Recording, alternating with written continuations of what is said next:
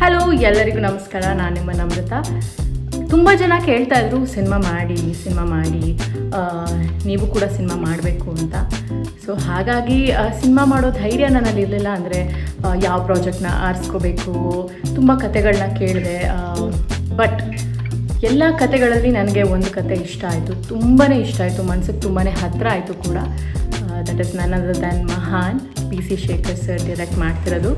So ಅವರ approach, ಅವರು ನನಗೆ ಕತೆ ಹೇಳಿದಂಥ ರೀತಿ, ನನ್ನ ಪಾತ್ರ, ನಾನು ಈ ಪಾತ್ರನ ನಿರ್ವಹಿಸ್ಬೋದಾ ಅನ್ನೋ ಡೌಟ್ ನನಗೆ ಇತ್ತು. ಬಟ್ ಅವ್ರಿಗೆ ಯಾವುದೇ ರೀತಿಯಾದಂಥ ಡೌಟ್ ಇರಲಿಲ್ಲ.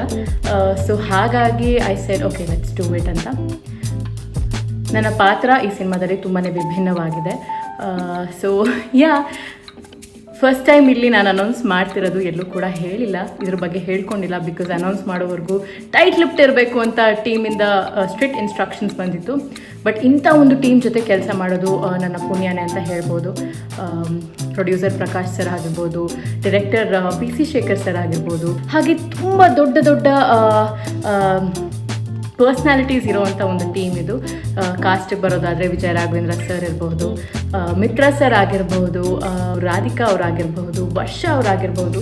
ಸೊ ತುಂಬಾ ಟ್ಯಾಲೆಂಟ್ಸ್, ಬಂಡಲ್ ಆಫ್ ಟ್ಯಾಲೆಂಟ್ಸ್ ಇರೋವಂಥ ಒಂದು ಪ್ರಾಜೆಕ್ಟ್ ಇದು.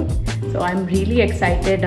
ನನ್ನ ಪಾತ್ರ ನೀವು ಗೆಸ್ಸೇ ಮಾಡೋಕ್ಕಾಗಲ್ಲ ಅಂಥ ಪಾತ್ರ. ಆ್ಯಂಡ್ ಸಬ್ಜೆಕ್ಟ್ ಬಗ್ಗೆ ಹೇಳಬೇಕು ಅಂದರೆ ರೈತರ ಬಗ್ಗೆ, ರೈತರ ಕಷ್ಟಗಳ ಬಗ್ಗೆ, ರೈತರ ಹೋರಾಟದ ಬಗ್ಗೆ, ಅವರು ಯಾವ್ಯಾವ ಹರ್ಡಲ್ಸ್ನ ಕ್ರಾಸ್ ಮಾಡಬೇಕಾಗುತ್ತೆ, ರಿಯಾಲಿಟಿಗೆ ತುಂಬ ಹತ್ತಿರವಾದಂಥ ಒಂದು ಪ್ರಾಜೆಕ್ಟ್ ಇದು.